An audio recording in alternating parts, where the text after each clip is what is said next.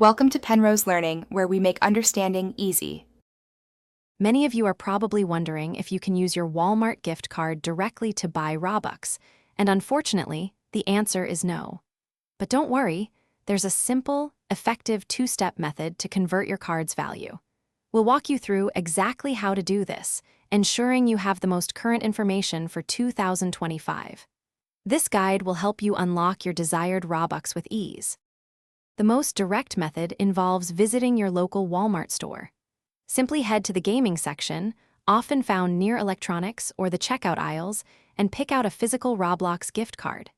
Choose the amount you desire, then proceed to the register. You can then use your Walmart gift card to pay for this Roblox gift card, completing the first crucial step of our process. For those who prefer shopping online, there's a clever workaround for digital Robux. Visit walmart.com and purchase a digital gift card for a major gaming platform, such as Google Play, Xbox, or the Apple App Store. Your Walmart gift card can be used to buy these platform-specific cards. Once purchased, you can then use this new digital gift card to buy Robux within its respective app store or platform. Now that you have your Roblox gift card, whether physical or digital, it's time to redeem it. Open your web browser and navigate to roblox.com/redeem. Carefully type in the unique 12-digit code found on your gift card into the provided field.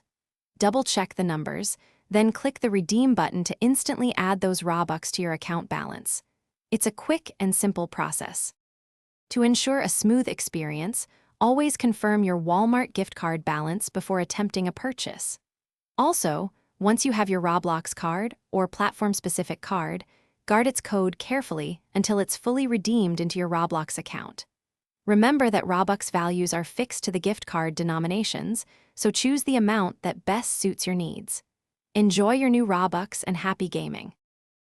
Thanks for watching. If this was helpful, leave a like and consider subscribing. See you next time.